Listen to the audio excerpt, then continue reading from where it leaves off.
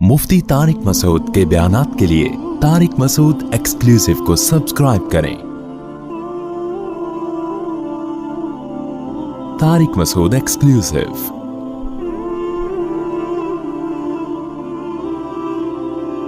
ज़ौजा से जो हमबिस्तरी है वो सिर्फ उसी रास्ते में जायज़ है जिससे औलाद होती है, क्योंकि औरत को अल्लाह ने बनाया है नस्ल बढ़ाने के लिए। तो कोई भी ऐसा हमबिस्तरी का तरीका इख्तियार करना जो नस्ल बढ़ाने का ज़रिया ना हो, यानी वो नेचुरल ना हो, तो वो हराम है। तो इसमें अल्लाह ने ये हुक्म दे दिया। तो इससे साफ यानी हदीस से भी पता चलता है और तमाम फ़ुक़हा का इजमा भी है इस आयत की रोशनी में कि मसला थोड़ा हया के ख़िलाफ़ है, लेकिन मेरा ख़्याल है बताना ज़रूरी है कि पिछले रास्ते से औरत से हमबिस्तरी करना बिल्कुल हराम है, नाजायज़ है। और नबी सल्लल्लाहु अलैहि वसल्लम की इस पे बहुत शदीद लानत है, बहुत शदीद वईद है। तो ये बिल्कुल इल्लीगल है इस्लाम में कि औरत के पिछले रास्ते से उससे हमबिस्तरी की जाए। जो लोग लड़कों से बदफेली के आदी होते हैं उनको ये एक चस्का लग जाता है, तो ये हराम है, नाजायज़ है, क्योंकि अल्लाह ने बता दिया कि ये तुम्हारे लिए बमंज़िला। अल्लाह ने इरशाद फरमाया निसाउकुम हर्फुल लकुम, तुम्हारी औरतें तुम्हारे लिए बमंज़िला खेत के हैं। हर्स अरबी में खेत को कहते हैं, तो बमंज़िला खेत के हैं। जैसे बीज डाला जाता है खेत में और उससे पैदावार बढ़ती है, तो औरत की जो एक हैसियत है, नेचर ने जो उसकी एक हैसियत मुतय्यन की है, वो भी एक नस्ल बढ़ाने का ज़रिया है, जिसमें मर्द का जो स्पर्म है वो बतौर बीज के है और जो औलाद है वो एक पैदावार की तरह है। तो अल्लाह ने ये याद रखें, इस आयत को ना बहुत सारे गैर मुस्लिमों ने औरत के ख़िलाफ़ बहुत नेगेटिविटी फैलाई है कि देखो इस्लाम औरत की तौहीन करता है, उसको खेती से ताबीर करता है। तो कुछ लफ्ज़ किसी और ज़बान में जब वो जाते हैं ना तो वो तौहीन का माना देते हैं। अरबी में जो हर्स का माना है ये ताज़ीम के लिए है, तौहीन के लिए नहीं है। उर्दू में जो खेती का माना है वो तौहीन के लिए इस्तेमाल होता है। खेती यानी जो पाँव में रूंदी डालने वाली, और ज़मीन जो है ना पाँव में गोया रूंदी, उसको रोंदा जा रहा है। तो इसलिए इसका उर्दू में बिल्कुल इसी तरह जो लोग तर्जमा कर देते हैं कि औरतें तुम्हारी खेतियाँ हैं, तो ये तर्जमा मेरा ख्याल है इसलिए दुरुस्त नहीं है कि उर्दू में इसका मफ़हूम ही चेंज हो जाता है। यानी गोया एक इज़्ज़त के लिए जो लफ्ज़ अल्लाह ने इस्तेमाल किया वो ज़िल्लत का ज़रिया बन जाता है। तो इसलिए किसी भी ज़बान में जब हम किसी भी लफ्ज़ का तर्जुमा करते हैं तो उस ज़बान के हमें मुहावरों को देखना चाहिए कि उस ज़बान में ये लफ्ज़ किस माना में इस्तेमाल हो रहा है। मिसाल के तौर पर हो सकता है कुत्ता का लफ्ज़ किसी ज़बान में वफ़ादारी के लिए इस्तेमाल होता हो, किसी को लोग डॉग कहते हो तो उसका मकसद होता है वफ़ादार इंसान है, लेकिन हमारे यहाँ उर्दू में गाली है वो, और आप बोलें कि भाई वो फ़लाँ कौम डॉग कहती है तो हम कुत्ता कहेंगे, तो आप जब उसका तर्जुमा उर्दू में करेंगे तो कुत्ते से नहीं कर सकते।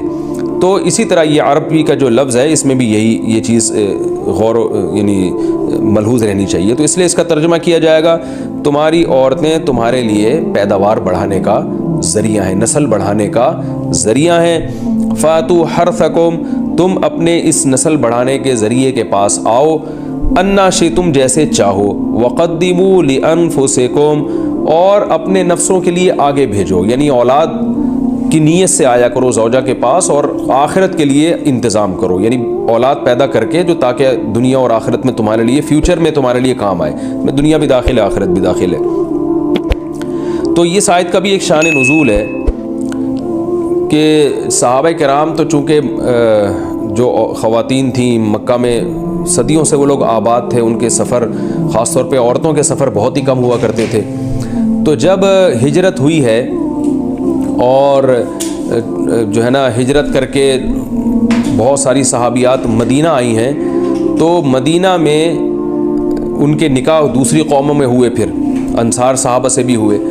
तो चूँकि तक़वा था उन ख़वातीन में, लिल्लाहियत थी, तो बाज़ जगह ऐसे वाक़यात हुए कि मियाँ बीवी के जो आपस का रिलेशन होता है, ज़ाहिर है वो हर कौम में और हर जो है ना शख्स का मिजाज दूसरे से मुख्तलिफ होता है। तो बाज़ मर्दों ने इस तरह से अपनी ज़ौजात के साथ हमबिस्तरी की कि उन ख़वातीन को फिर इश्काल हुआ कि पता नहीं इस तरह से हमबिस्तरी करना जायज़ भी है या नहीं है। तो उन्होंने नबी सल्लल्लाहु अलैहि वसल्लम से ये मसला पूछा कि या रसूलल्लाह, हमारे शौहर हमारे पास इस तरह से आते हैं तो क्या ये जायज़ है या नहीं। तो उनके सवाल को भी मुबहम रखा गया और कुरान ने उसके जवाब को भी किनायतन बयान किया, क्योंकि मसला बज़ाहिर हया के ख़िलाफ़ है। تو قرآن جب بھی کوئی ایسی بات ہوتی ہے تو اشارتاً کنایتاً اس کا تذکرہ کر دیتا ہے تاکہ مسئلہ بھی واضح ہو جائے، کیونکہ ظاہر ہے اس کی ضرورت تو قیامت تک آنے والے انسانوں کو پڑ سکتی ہے نا. یہ تو ہر میاں بیوی کا اپنا ایک ذاتی مسئلہ ہوتا ہے کہ ہمیں کس طرح سے پرمیشن ہے، کس طرح سے پرمیشن نہیں ہے. تو اللہ تعالیٰ نے بھی اشارتاً ہی اس حکم کو قرآن میں بیان کر دیا، اور قرآن میں اس لیے بیان کیا کہ تاکہ اس میں کوئی اجتہادی اختلاف کی گنجائش نہ رہے. تو اللہ نے قرآن مجید میں بیان کیا، فرمایا نساؤکم حرث لکم، تمہاری جو ازواج ہیں، تمہاری جو بیویاں ہیں، وہ تمہارے لیے بمنزلہ کھیت ہیں. کھیت کا مطلب کیا ہوتا ہے؟ پیداوار بڑھانے کا ذریعہ. تو اس میں سب سے پہلا مسئلہ تو قرآن نے یہ بیان کر دیا کہ زوجہ سے جو ہم بستری ہے وہ صرف اسی راستے میں جائز ہے جس سے اولاد ہوتی ہے، کیونکہ عورت کو اللہ نے بنایا ہے نسل بڑھانے کے لیے. تو کوئی بھی ایسا ہم بستری کا طریقہ اختیار کرنا جو نسل بڑھانے کا ذریعہ نہ ہو، یعنی وہ نیچرل نہ ہو، تو وہ حرام ہے. تو اس میں اللہ نے یہ حکم دے دیا. تو اس سے صاف یعنی حدیث سے بھی پتہ چلتا ہے، اور تمام فقہاء کا اجماع بھی ہے اس آیت کی روشنی میں کہ مسئلہ تھوڑا حیا کے خلاف ہے، لیکن میرا خیال ہے بتانا ضروری ہے کہ پچھلے راستے سے عورت سے ہم بستری کرنا بالکل حرام ہے، ناجائز ہے. اور نبی صلی اللہ علیہ وسلم کی اس پہ بہت شدید لعنت ہے، بہت شدید وعید ہے.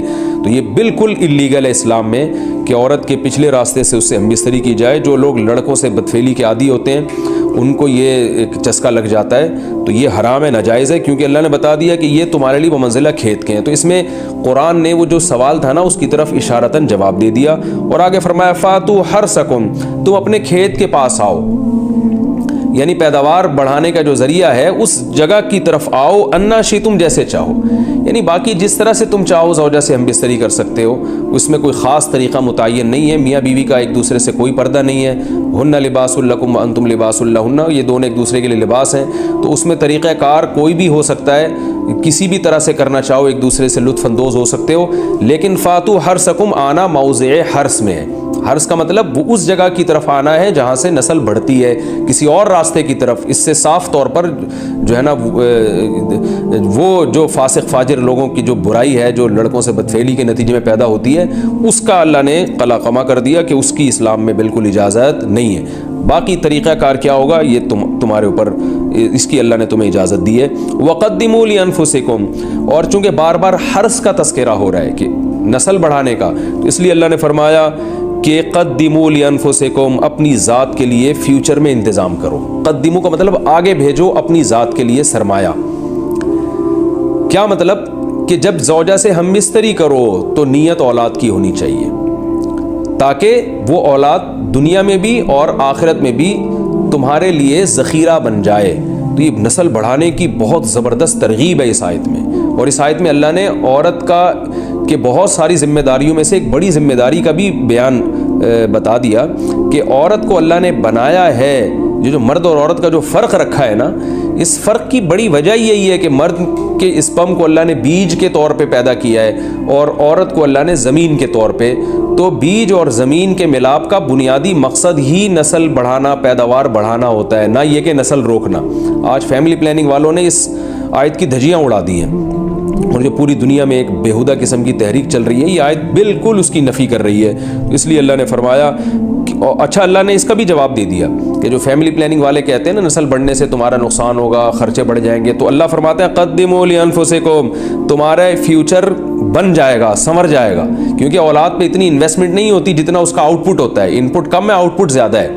انویسٹمنٹ کم ہے، اس کے جو پروفٹ ہے وہ زیادہ ہے، دنیا میں بھی اور آخرت میں بھی. تو اللہ نے فرمایا اپنے نفس کے لیے، فیوچر کے لیے انتظام کرو، بڑھاپے کے لیے انتظام کرو. تمہارے بیٹے ہوں گے، بیٹیاں ہوں گی، پوتے ہوں گے، نواسے ہوں گے، بہویں ہوں گی. یہ دنیا کا مستقبل اور آخرت کا مستقبل کیا ہے. جو عبداللہ بن عمر رضی اللہ تعالیٰ عنہ نے جب نکاح کا ارادہ ترک کیا تو آپ کی جو ہمشیرہ تھی حضرت حفصہ، انہوں نے فرمایا کہ نکاح کرو، تمہارے اولاد ہوگی، دنیا سے جاؤ گے تو تمہارے لیے دعائیں مانگے گی.